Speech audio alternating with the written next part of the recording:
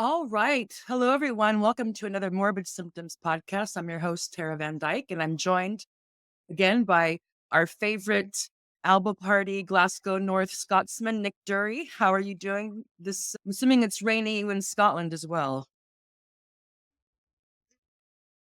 It's not so much raining as overcast. But we had snow here last night. The kids were very excited, but it didn't last long.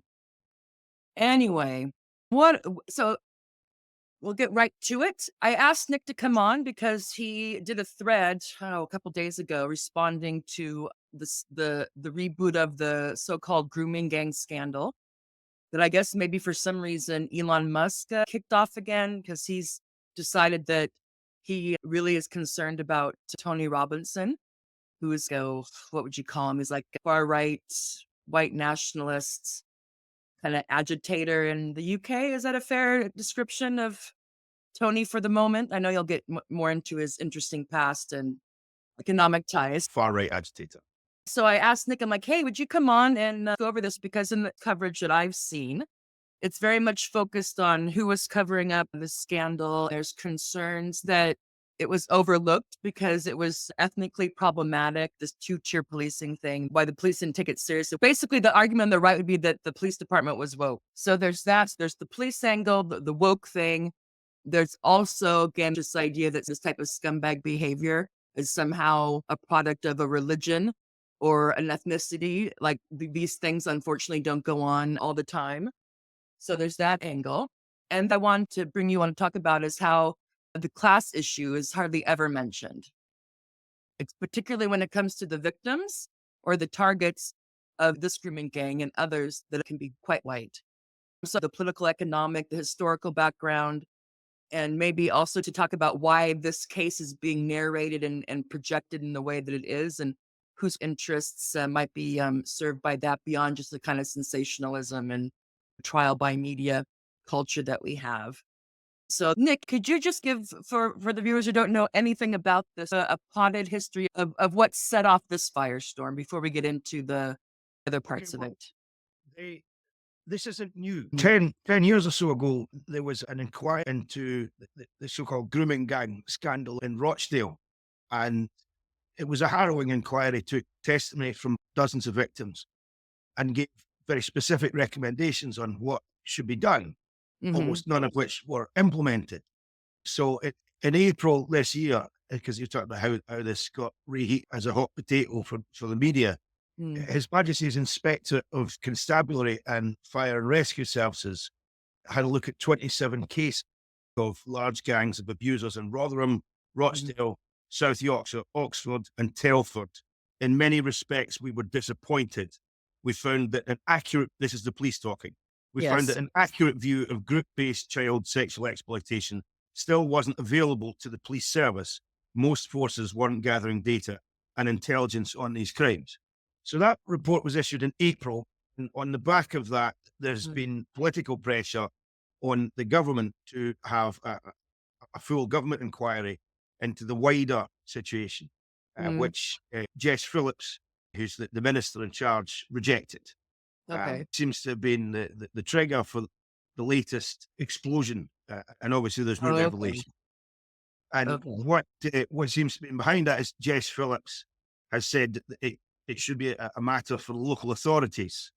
And what most people are pointing out is to say that local authorities are too riven with corruption and Mhm. have swept this under the carpet for too long, are too Mhm. heavily implicated. So there's a big question there as to why the government isn't taking action. Mhm. And this comes on the back of revelations that Sir Keir Starmer, when he was director of public prosecutions, reviewed the likes of Jimmy Savile and decided not to press charges. And the Mhm. files for those cases have recently gone missing, the file for the CPS. So I think the concern from most of the observers is that there are skeletons in the cupboard in terms of the British establishment on these so-called Asian grooming gangs. And Mhm. because who are they procuring? Who are they prostituting girls for? Mhm. Okay, so just to recap, so there was a investigation in Rochdale and some other localities, and there was recommendations for what the local police departments and whatnot could do to improve the situation. And then there was a review in April, and it Yes, turns out that like after the noth issue became yeah, obviously much wider than Rochdale, yeah. and it was all happening across economically depressed towns in Northern England. And then the Labour Party, who's now in power, doesn't want to have a public inquiry. And so this is coming up again, of course. Do you think that this would be as big of deal if there wasn't the racial and religious element to it? I think that there's a confluence of factors happening. Mm, There's the new Trump administration, which I think explains some of Elon Musk's antics. hmm And obviously, he's able to hype things because of his power as a media magnate. mm, So the Trump administration is basically griefing its allies in advance of taking power. Trump described Canada as the 51st state. They've been attacking the Indians for the attempted coup in Mauritius. So it seems to be that the new American administration is flexing its muscles, and that might explain why Elon Musk wants to put a lot of pressure on Sirkia.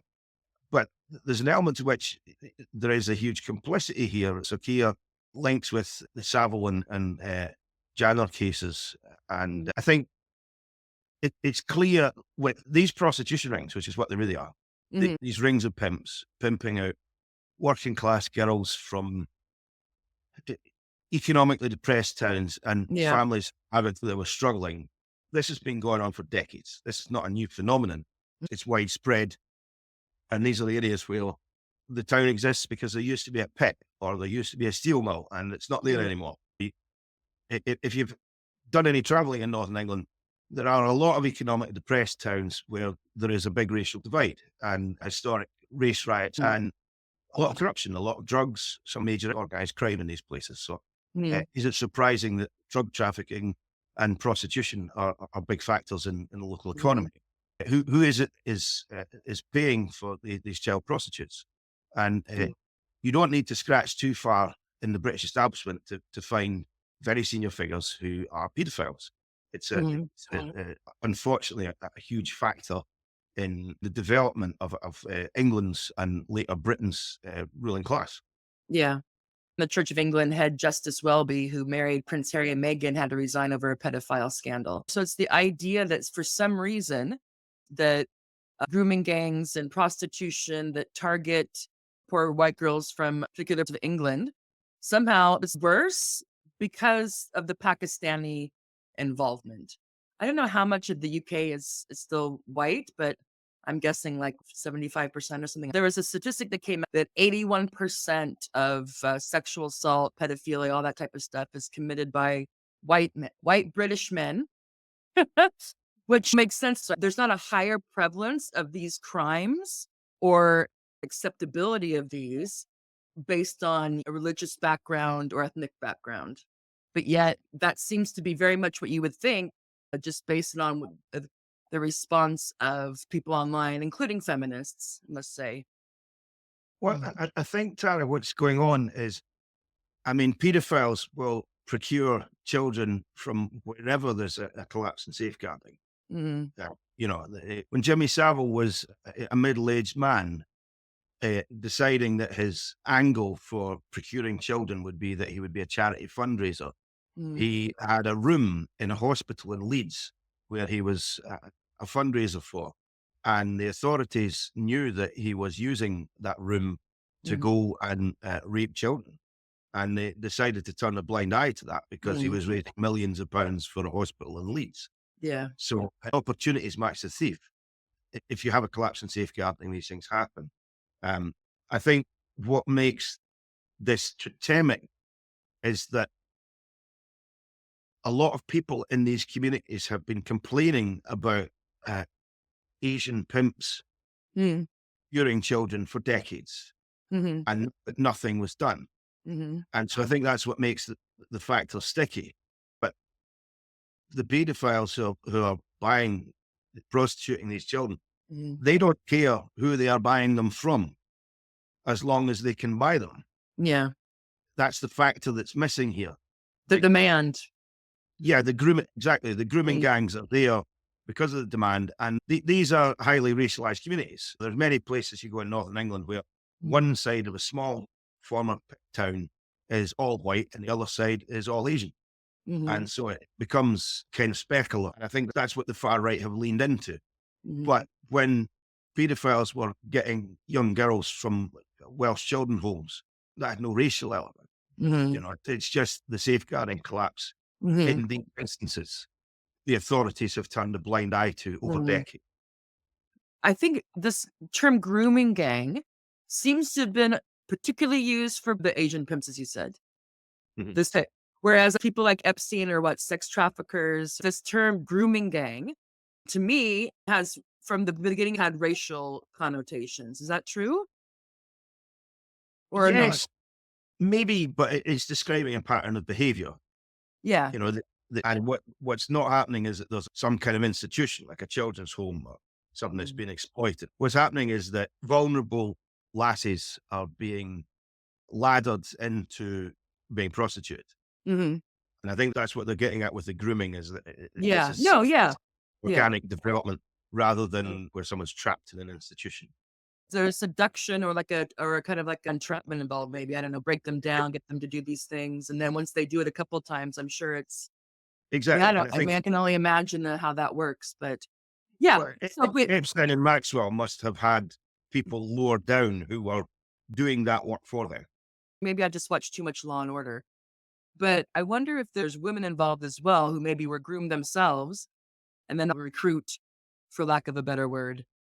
I'm just wondering if it's applied to whoever's engaged in this activity or if it's limited to people from Pakistani backgrounds in the UK. Because I never heard this thing grooming gang until the scandal came up years ago. I I honestly heard think about it's it. just the racialized nature of these communities Mhm. and the fact that they is effectively just a cartel, happen to be Asian. Mm. That's the thing, and people get very sensitive online. They're like, "Well, we're just pointing out, we're not being racist. We're just pointing out the obvious fact of these people's background." Okay, but I think it's a fake naivete. But there's this connotation like these people are doing this because they're from this background. So if you're just saying, here's this grooming gang ring, they're from Pakistan or they're from wherever. But when it becomes warped into this fight for Western civilization and it's used as if somehow there's something in the holy book or something in the blood and soil of Pakistan that somehow makes men more likely to do this behavior. Whereas we know, or we should know, that unfortunately this type of behavior is fairly universal. It's socioeconomic in these situations. Yeah. The Asian people, they are maybe slightly better off. That's ultimately what Yeah. amounts to, and small business Yeah. people. Yeah. Islam, it's got more Yeah. to do with Idi Amin than it has to do with Islam. Yeah. Or people want to be like, oh, you're excusing it. I'm not excusing it. I'm not going to excuse pedophilia or sex trafficking stuff. All I'm saying is, I don't think religion is an independent variable in this. I No, don't think ethnicity is an independent variable in this. but But anyway. these are ethnically divided communities where Mhm. ethnicity maps onto a certain amount of socioeconomic status. Okay, so Pittsburgh dude says this conversation reminds me of the dynamic around drug cartels. How Latinos south of the border, U.S. border, are associated with it, but U.S. demand for drugs is really discussed. Yeah, and Trump's tweeted blaming China for the fentanyl problem in the U.S. Well, I China's mean, taking over Europe. like that's one way of going about it. Let's see. So, friend of the show, Rebel. The way the grooming gang thing is presented is that they were not a commercial enterprise like normal pimping. Implication is that often the motive is religious or racial animosity. That's true. They were targeting white girls. So I guess if we buy into the replacement narrative, that's how you undo a culture is you invade and start doing bad things to the women. I think there genuinely is an aspect where Asian men were targeting white underage girls who are coming from impoverished families who were struggling. Mm, And it's people are looking at that and they're looking at the very obvious racial dynamic and not understanding that it is fundamentally an economic dynamic, which both the Asians and whites in these communities have an ideological framework for what's happening. mm. I think if you ask, if you ever got a chance to ask some of these pimps, why were you targeting white girls? They might well give you all sorts of, you know, Maybe that's what the side demand's travel about. for. I know that there's this sex tourism. So then, of course, they're not going over there. They're not getting white girls. They're getting the boys or the girls from the area, obviously. But I don't know if it's the reverse here, that there's a more of a demand for young white women or girls. What's the age of consent in here in UK? Is it 16 or is it 18? I It's can't 60. remember. 16. Okay. So these girls were It's under Scottish 16 and at the English law differ on this Okay. point. Okay. So I know I'm from the States and there it's state by state. So let's see. Rebel of Empires. That's why the far right want to call them rape gangs instead of seeing it as prostitution. Thank you, Rebel, because that's what I was trying to get at, that I was having trouble articulating. Like, why this term? Why not prostitution ring or underage prostitution ring or whatever the other typically used terms for it? Because white men do prostitution, but only other men do rape gangs. Well, I mean, these are just pimps, and they're engaged in human trafficking. Hmm. And the human trafficking clearly goes beyond the likes of Hmm. Rochdale or Rotherham, Hmm. And Hmm. I think the fact that the government was squeamish about doing a national public inquiry, despite the obvious political pressure to do so, Hmm. suggests that they know that. Or they don't have a good idea about what's all going to come flying out of the closets. If you want to. Exactly. I mean, you Okay. mentioned the Colby scandal earlier, Tara. Now, This guy, let me put him on here. it's important for Mhm. viewers outside of England to understand that the Church of England is part of the state. It is the state. In small communities, you can elect people to a church council who govern small taxation and local public works. Justin Welby, despite being a prelate, is also a very senior civil servant. And there's the old joke that you can't get elected to a big position in the Church of England if you believe in God. That may be changing, but there's an element. So wherever you go in England, there is a parish priest, and they play the role of something like a locum social worker. They're part of the community, and they try and ease tensions and so on. And that just spreads through England. So the Archbishop had to resign over many decades of covering up paedophile abuse scandals. Mm. And there was an ongoing inquiry that the Church of England had sponsored into the issue, which the Church of England the previous year had sacked because it was turning over too many stones.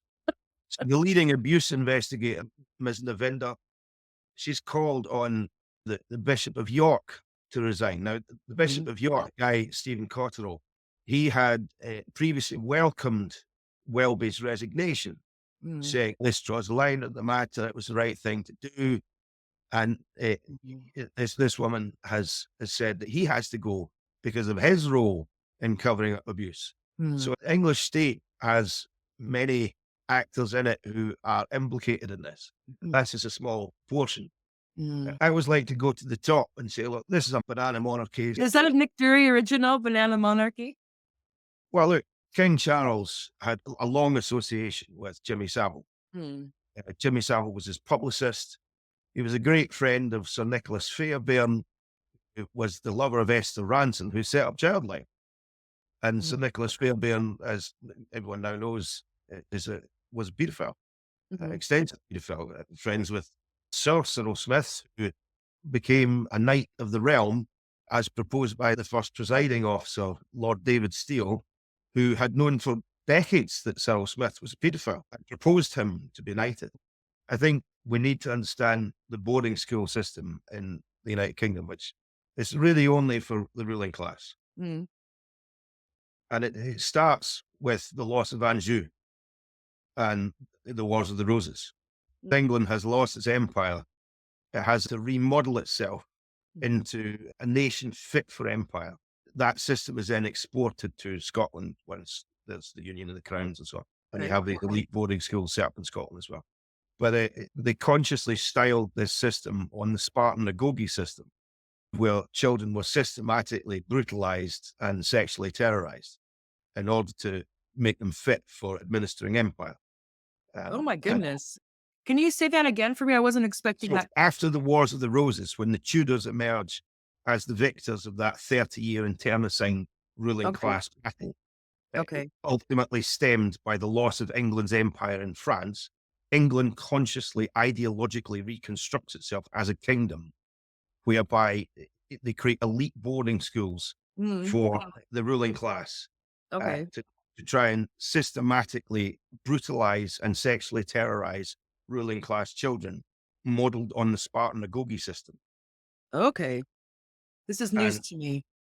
it's a bizarre thing, but it's why Mhm. today the British ruling class is more riddled with pedophiles than any other ruling class. Mhm. And these institutions, like the one King Charles went to, Gordonston, Mhm. are knowingly set up with pedophiles running them. And that all this has come out.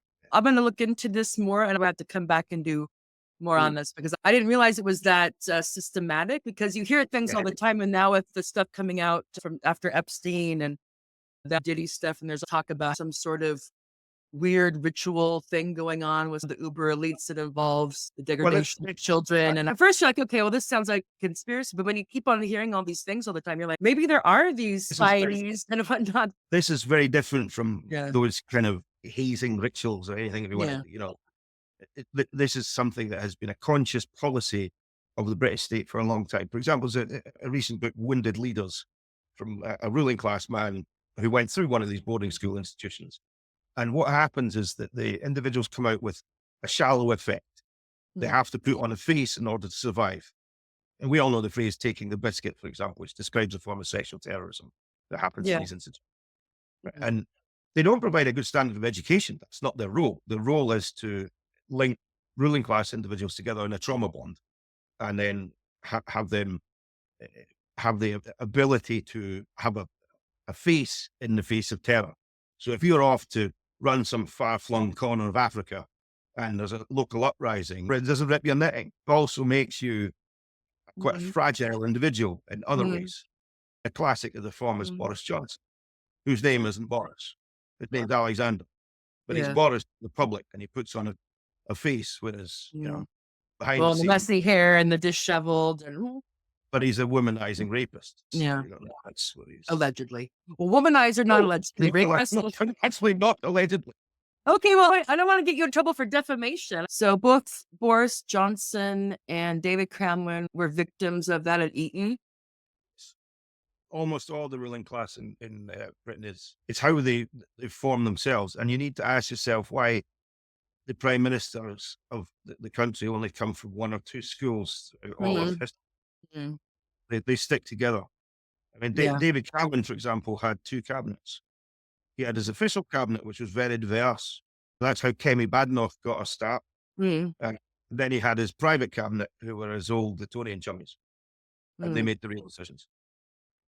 Okay, basically what you're saying is that part of the education that goes on at these elite boarding schools in Britain is basically about breaking down these boys, I guess Yeah. maybe girls as well, so that they're pliable and maybe sociopathic or Yeah. able to Right. disassociate. Or usually the parents went to these schools as well, so they know what they're sending their kids off to.